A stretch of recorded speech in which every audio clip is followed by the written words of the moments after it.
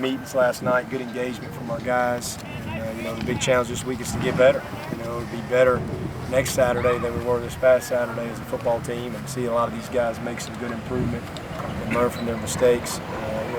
Saturday's the first time that we kind of stepped away, and basically it wasn't a controlled type of deal. I mean, anything that we've installed was available to be called up. And so anyway, I thought they came back here this morning. This is going to be a tough day for them. This will be a full two-a-day, two practices of hitting, and did some good live work today, and did our win drill, which is a very competitive drill, either win or lose, at the point of attack at all three levels. And then we did what we call a rapid fire drill today, which is probably one of the better drills that we have from a mental toughness standpoint. A lot of reps, 10 minutes of just going as fast as we can possibly go on both sides, and then finished up with a live 2nd and 7, play third down type of scrimmage type of work. So I thought it was a tough practice, but I thought the guys pushed through a good bit, and we'll come back here tonight and put the shells back on and have another good tough session. So this is a big week for us, big week, in particular these next few days. We've got a lot we've got to get done from a team standpoint. What about Adrian Baker's injury and then getting some of these guys back? Yeah, well, we got some of them back today. Martin actually practiced today more than he has, which was good. He got into some team stuff and got into some one-on-one. And then Adrian Baker, we're actually pretty optimistic with him. We're gonna MRI him at 3:30 today, and we're optimistic based on just the medical observations prior to the MRI. So hopefully the MRI will be what we think it's going to be, and if that's the case, then we think we can kind of push him to get on back here pretty soon. But we want to make sure that it is what we think it is, and so again, hopefully we'll get him back sooner than later. McKenzie's going to probably go tonight. Looks like we're going to be able to get him out there at least in green tonight and kind of cut him loose and let him start doing all the individual stuff and team stuff. Probably won't go full contact with him, but the goal is hopefully maybe get some situational scrimmage stuff done with him Wednesday morning. So it's a big week for him, but good to get him back. We got Gary Peters back today. He was full go all day. So Gary, McKenzie, Martin Jenkins all were able to do some things this morning. Adrian will wait a couple more days and see how he responds. But same thing with TJ Green. I think we got a chance to get him back this week as well, which is really good. So that's just part of camp. You get a lot of guys banged up and beat up, and get them back as soon as you possibly can. How about Darius? Any news on when Darius worked out pretty good today.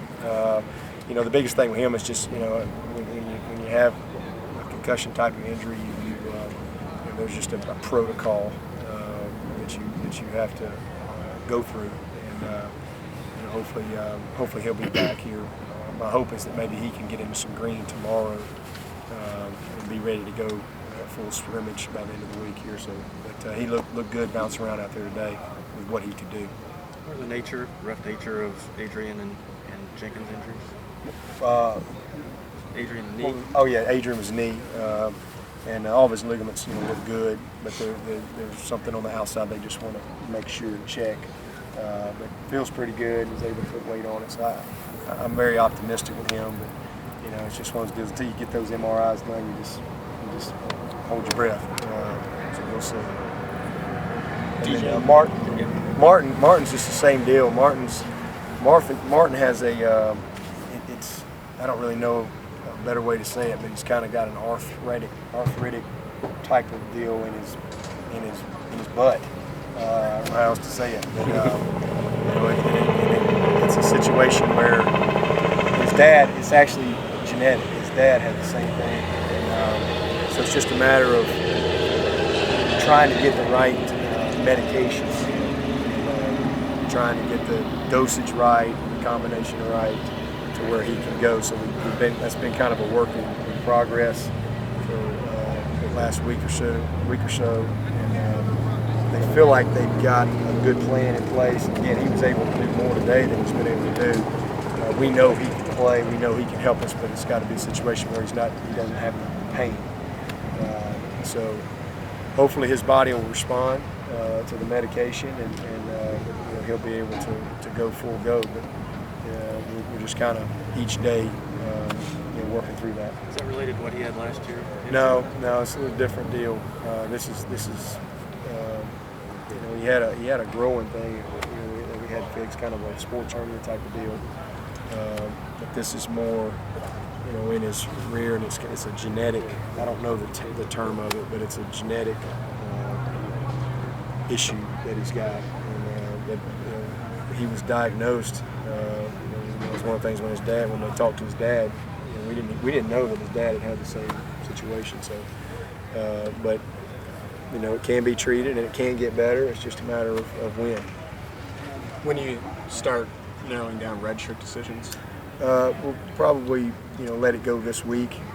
Some guys, we probably have a pretty good feel for right now. As far as, hey, we got a few guys that are going to play, and then we got several guys we know are going to probably redshirt that need the redshirt, and then we got some bubble guys. So we just probably let it go, and then probably this weekend get through one more big scrimmage, and Sunday really narrow it down from a staff standpoint. We'll get 2 weeks to get ready. Because of the depth that you've talked about on this team, is the preference to try to redshirt as many guys as possible? Well, I mean, the preference is to play your best players, whoever it is, regardless.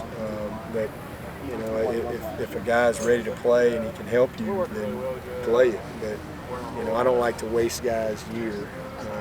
I've just seen too many guys that. Taj Boyd's a perfect example. He wanted to play so bad as a freshman, and I had to sit down and counsel him on why he wasn't going to play as a freshman. And he's glad he didn't play as a freshman now.